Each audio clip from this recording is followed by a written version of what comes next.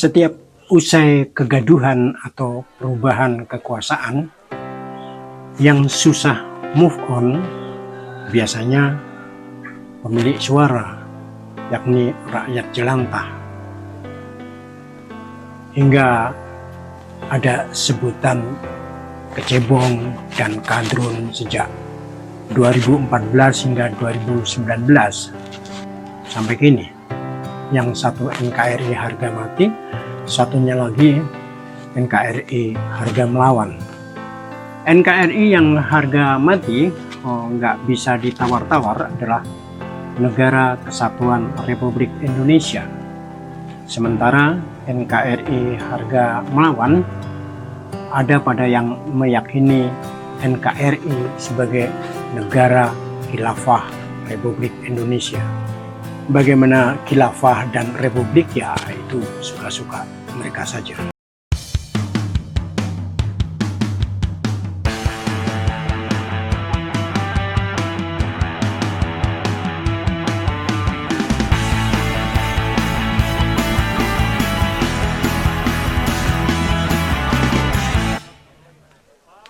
Tapi stop sebelum perlu menontonnya sampai akhir daripada nanti sakit hati, terus buang tai di sini maki-maki.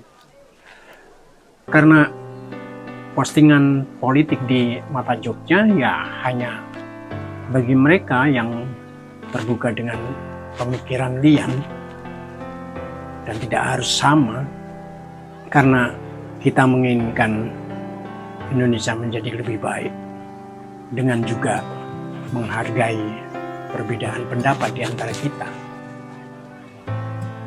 Jika dulu para pemimpin selalu ngomong kepada rakyat, ayo move on, sudahi dan kembali berhimpun. Kini rasanya justru orang-orang partailah yang mesti dinasihati. Mereka yang punya partai, para elite partai, susah move on. Masih saja muter-muter soal Pildun U20 di samping soal capres-capres. Sebut saja PDIP yang hingga kini masih koar-koar menjelaskan. Ya, begitulah salah satu ciri sikap defensif.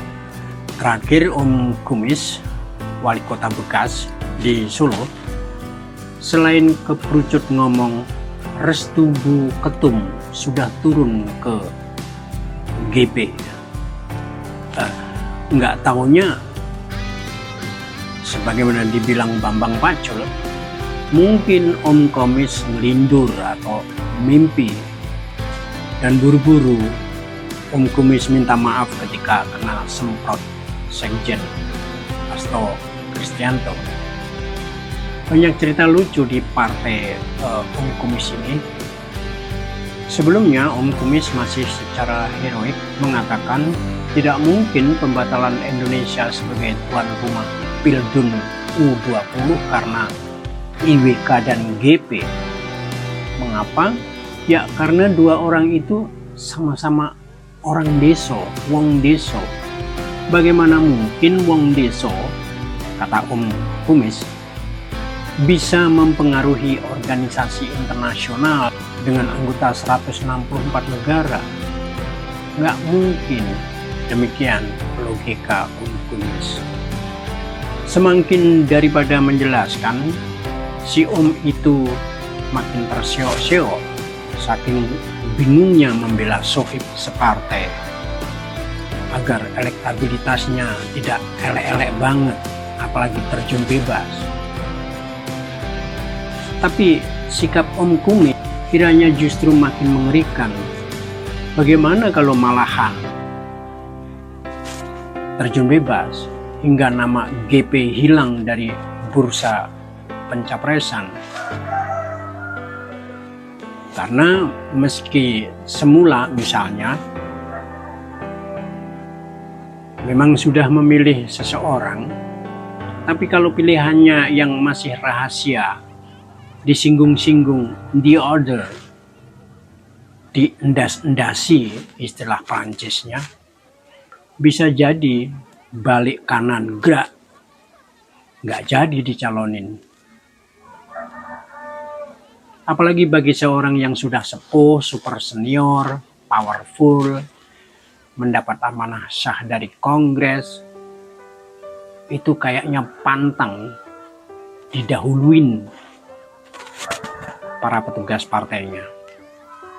Reputasi Om Kumis ini juga menjadi terasa absurd. Ketika Gibran ngomel-ngomel akibat pembatalan Pildun U20, Om Kumis memakluminya dengan senioritasnya. Karena Gibran belum lahir waktu Bung Karno mengajak dunia untuk memboikot Israel. Karena negara itu merebut tanah Palestina. Untuk diketahui saja, Pildun U20 rencananya diselenggarakan di Indonesia tahun 2021. FX Rudiatmo selaku wali kota Solo waktu itu sudah menandatangani kesepakatan dengan FIFA sebagai kota yang bakal ketempatan ajang Pildun U20. Sayangnya gara-gara pandemi COVID-19, gelaran Pildun itu diundur menjadi 2023. Padahal kita semua yakin Om Kumis pasti sudah lahir ketika penyelenggaraan konferensi Asia Afrika dan Ganevo saat Bung Karno mengajarkan ideologinya itu. Atau jangan-jangan Om Kumis waktu itu belum lahir kumisnya.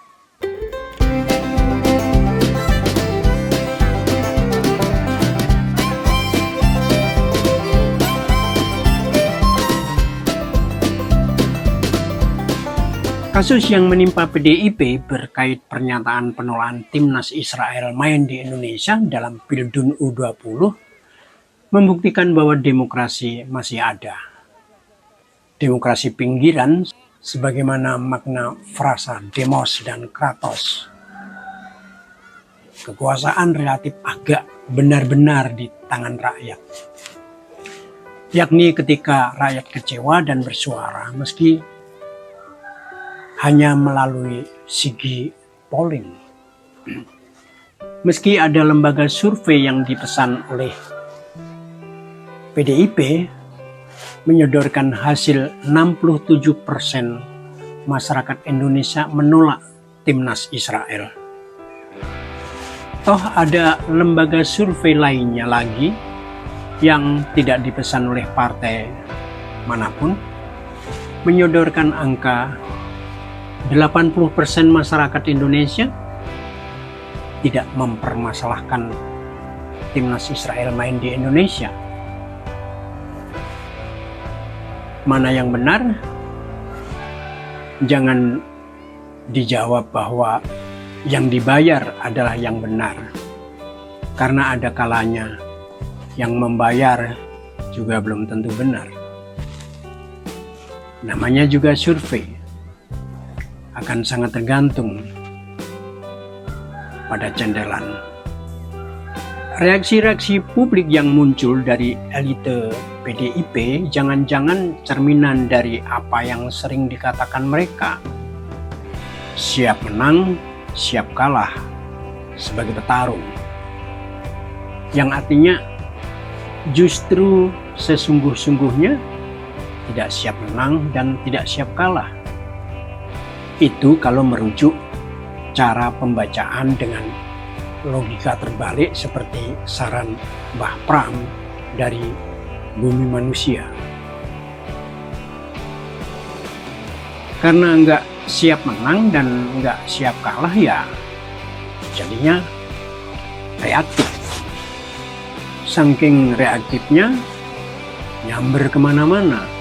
Ada dikatakan FIFA konon membatalkan karena kebelumsiapan stadion. Bahkan dituding pula ini gara-gara Erick Thohir telah berbohong.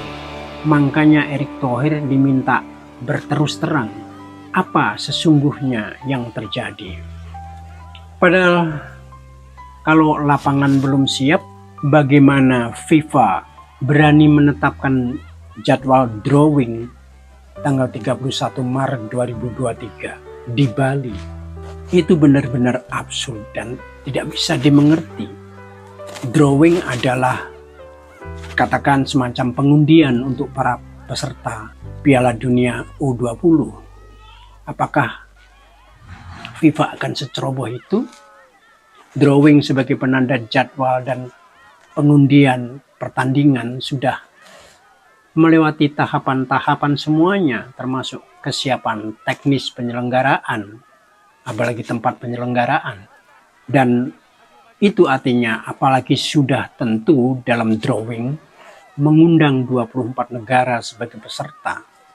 Memangnya nggak malu membatalkan acara jika bukan masalah yang antara lain menjadikan otoritas FIFA terganggu, diantaranya soal pencampur aduan olahraga dan politik, serta sikap diskriminatif yang menyebabkan salah satu anggota atau beberapa anggota FIFA misalnya bisa menolak keputusan FIFA yang sudah fix dibawa ke konteks 16 besar setelah tahap babak penyisihan.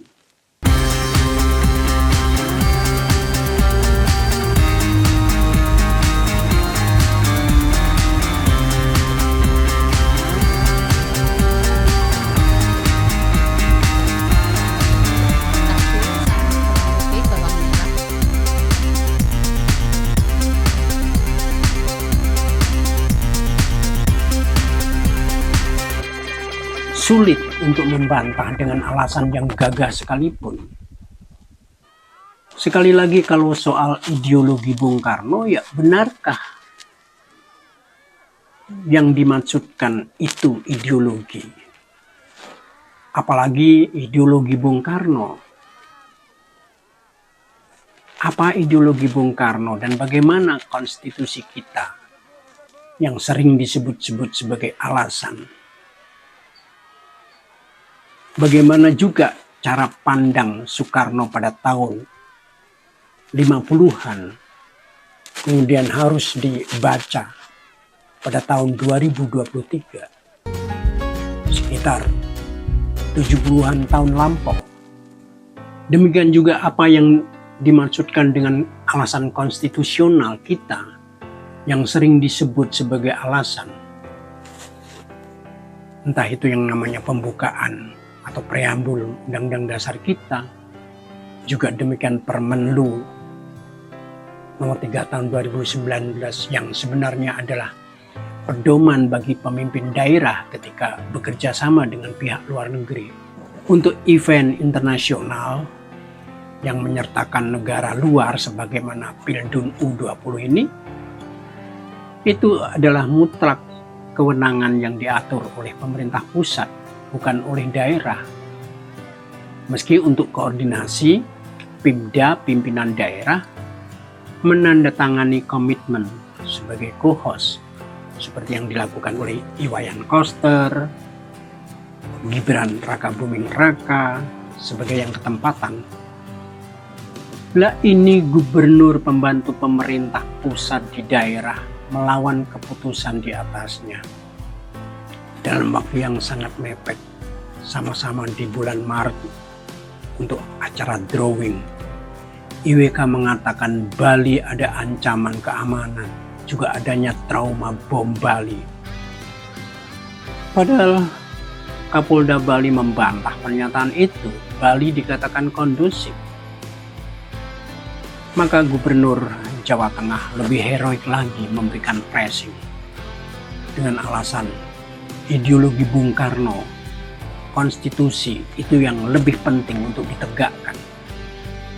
Dan sebagai pejuang pantang mundur. Bahkan pasca pernyataan itu, GP bisa mengatakan bahwa kalau kehilangan popularitas ya itu resiko perjuangan. Oke, sudah ngomong duluan. Ada omongan lain yang cukup mengagetkan, paling paten saya kira di antara alasan-alasan lainnya. Apakah kita berjuang hanya karena ekonomi semata? Artinya apakah hanya hidup itu hanya mikirin duit katakanlah. retorika GP itu seolah-olah ekonomi lebih rendah dari ideologi. Pokok men ideologi. Ini paham apa mencampur adukkan olahraga dengan politik sebagaimana mengacaukan ideologi dalam teks dan konteks. Bandingkan dengan Bung Karno dalam dialektika, dia bisa mencampur adukkan ideologi nasionalisme, agamaisme, dan komunisme. Sebagaimana Cina juga bisa mencampur adukkan kapitalisme dan komunisme. Padahal sumpah mampus. Proyeksi Jokowi selaku presiden dengan kondisi ekonomi pasca pandemi, dengan penyelenggaraan Pildun U20, hal itu tidak bisa dilepaskan dari kepentingan proyeksi ekonominya untuk menciptakan efek bola salju tentang pertumbuhan ekonomi. Di situ, gubernur berbeda pandangan dengan presiden, bukan mencari-cari kesalahan. Kok bisa katanya NKRI harga mati, tapi praktiknya semacam berada di negara federal. Disitulah kacaunya petugas partai sebagai penyambung lidah ketum, bukan penyambung lidah rakyat, seperti pendakwaan Bung Karno.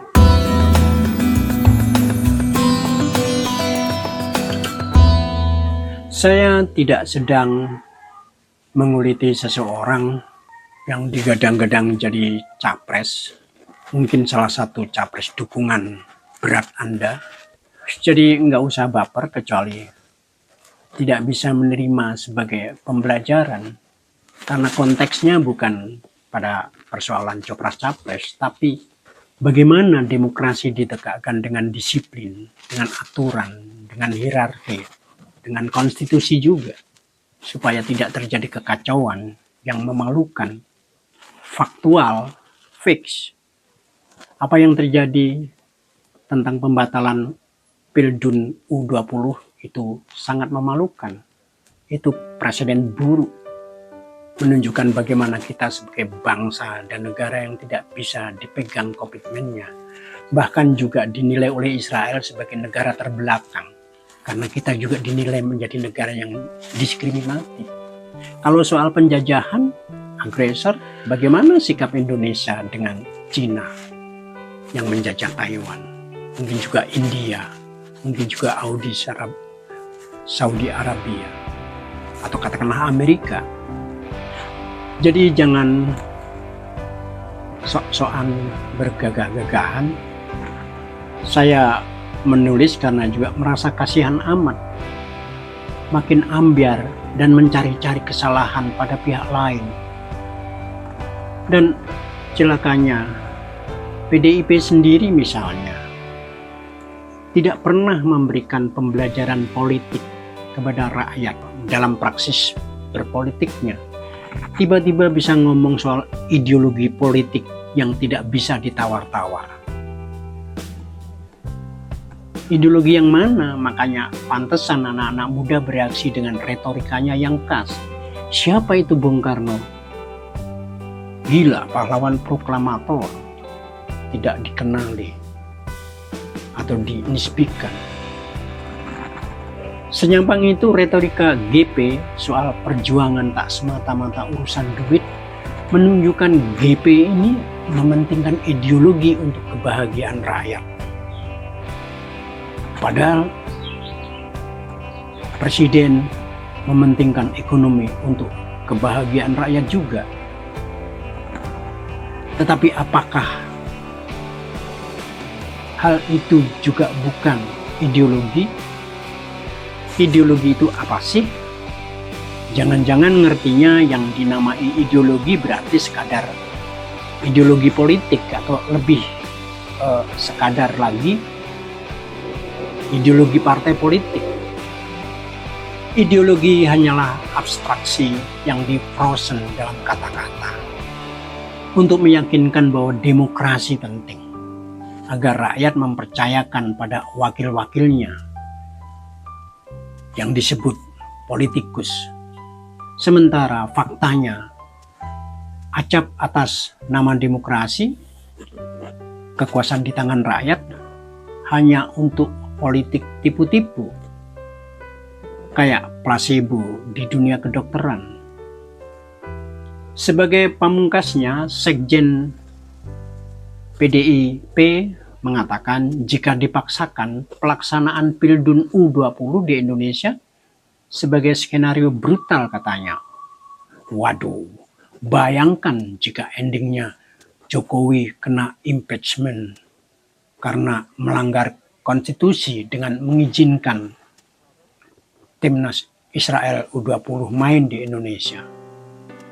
Presiden melanggar undang-undang, presiden melanggar konstitusi.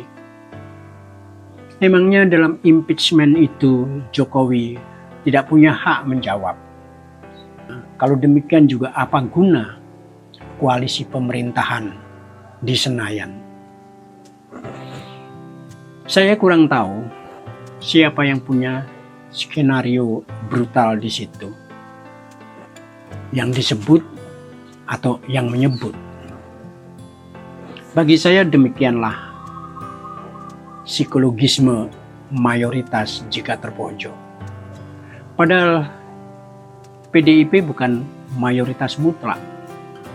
Kisaran kemenangannya selama ini turun terus. Dari pertama kalinya pada waktu pemilu 1999 mencapai 34%. Sekitar 34%. Namun sesudahnya berkisar hanya antara 18 sampai dengan 23%. Tidak pernah lebih dari itu. Dengan multi partai, PDIP tidak bisa sombong-sombong amat. Meskipun bisa nembus presidensial threshold sendirian.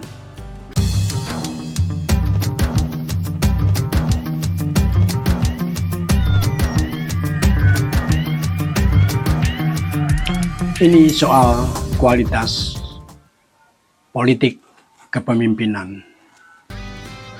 Dan Jokowi dengan kepuasan rakyat sebesar 76%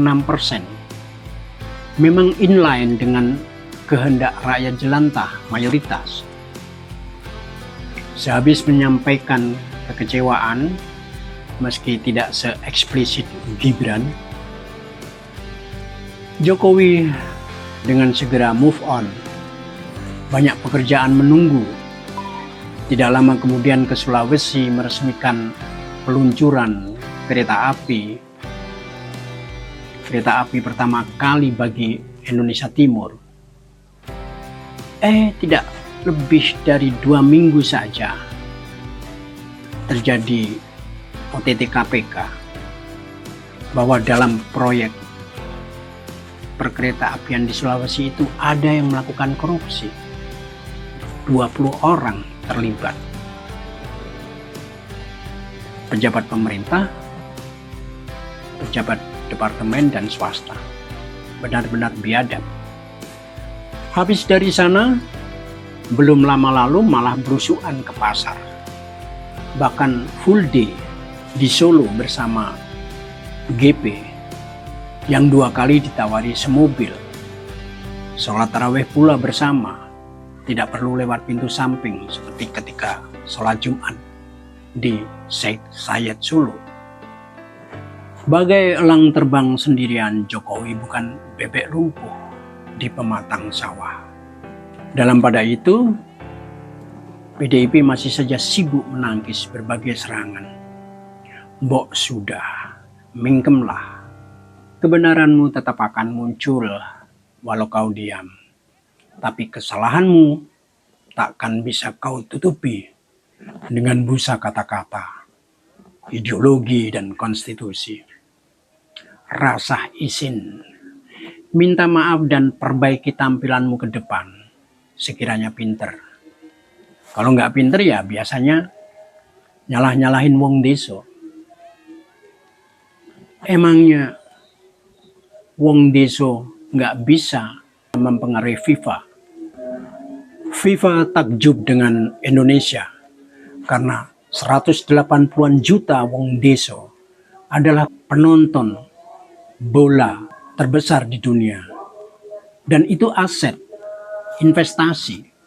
Menghina wong deso sama dengan menghina wong cilik. Yang konon Bung Karno melahirkan marhainisme dari sana. Ya maklumlah, matamu cuma sampai 2024. Iya, matamu.